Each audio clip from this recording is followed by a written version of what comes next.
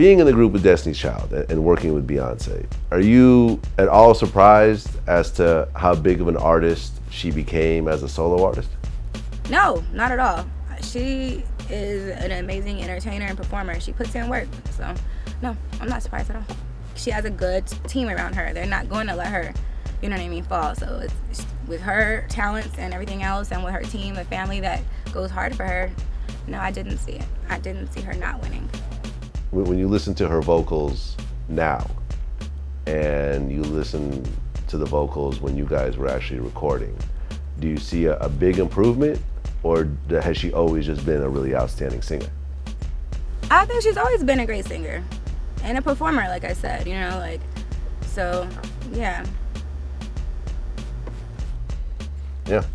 I mean, I'll be honest. I mean, I remember, watching Destiny's Child from the very beginning. I mean, I remember the No, No, No, the Wyclef remix and everything else like that. I always thought Beyonce was cool, but I am a little surprised that she became as big as she did. It was, because, I mean, you just never know, because it's not always about talent. There's all these other factors and everything else that goes along with it.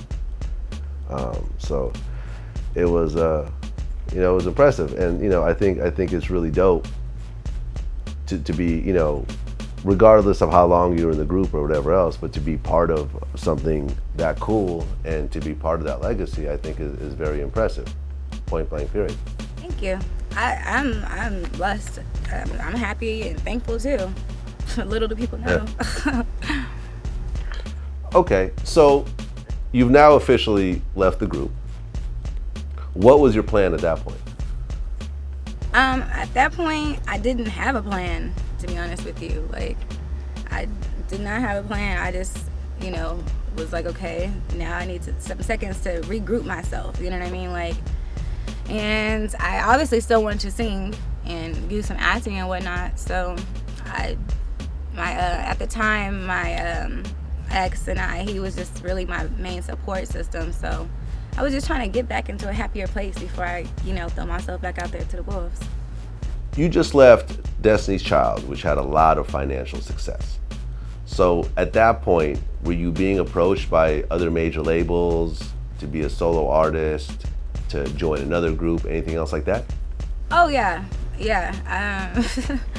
I got asked to be a part of 702. I got asked to be a part of, what was that? 702, and it was another girls group that,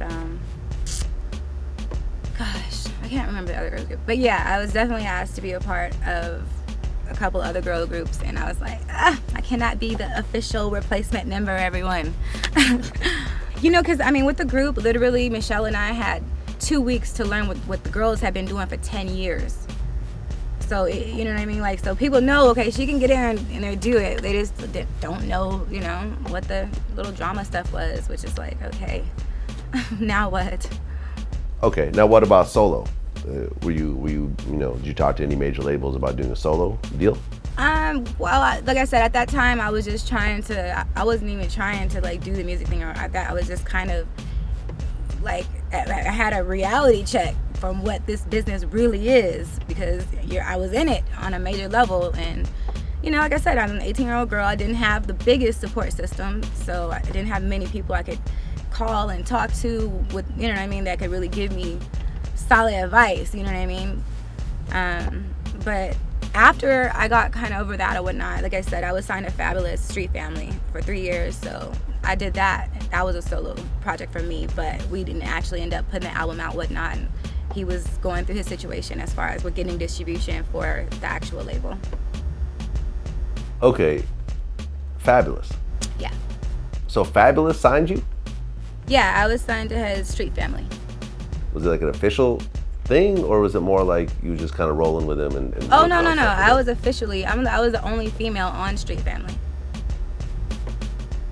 Street Family's always been kind of a weird thing to me, because it's like Fabolous has always sort of shouted them out, and street fitted them, like in his songs, and yeah. And I know Paul Kane, I know Paul Kane personally, and he's put out a few like mixtapes and stuff like that, but I've always felt like it was really just like a chain that he wore. I really it was just always just Fabolous.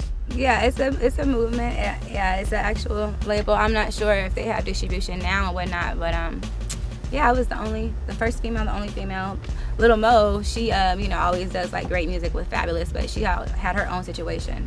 So it was myself and actually Mike Shorey. We were signed to the label. Okay, right. So Mike Shorey had that I only want to be with you. That was him, right? Right. But it wasn't like there was a Mike Shorey album that came out and went gold or anything else like that. It was like, okay, here's a guy that showed up on a single. Right. I think Lil Mo was on that same single, right? Yeah, she was. Right, but she wasn't signed to Street Family. No. Do you think that Fabolous really was never, really seriously trying to start a label because he was so focused on his own career? Because this happens a lot. You always have rappers who have a label and they have artists and so forth, but really the main focus is on their own careers and not others. It almost seems like it's more difficult for a artist to have a label and actually have success than someone who's not trying to be in the spotlight themselves. Right. Yeah, I would say, because when I signed to Fab, he was just still kind of like, he was popping, but he's not like, he wasn't who he is today. So he was still trying to get, like I said, yeah, his stuff off the ground and his music and everything. So it was kind of hard for him to, deal with Mike and I and run his own situation and whatnot. Yeah. But, like I said, it wasn't, I don't think that he intended for us not to come out. I just think that maybe he had too much on his plate, which happens with a lot of people.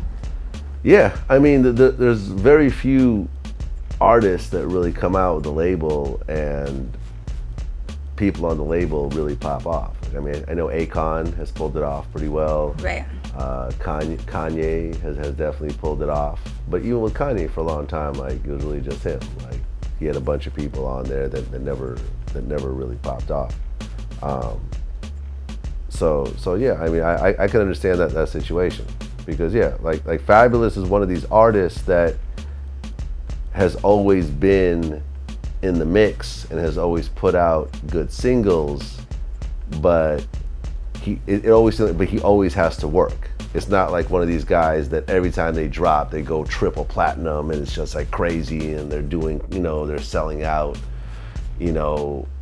massive arenas and stuff like that. He's always had to just kind of put in work and get on the right remixes, get on the right features and everything else like that. And I think, I know Fabolous and it's dope in terms of how long his career has maintained. Right. The way it is, but he's definitely had to do a lot of work in order to maintain it like that. Mm-hmm. What was your relationship like with Fabolous? Oh, that was my friend. He was my friend first. He was like a family member. Like, he was cool. He's funny, and I think I'm funny. I'm always joking around and whatnot. But it was like fam. It was like street fam, literally. Did you guys ever date at all, or was it? Oh, no. There's none of that.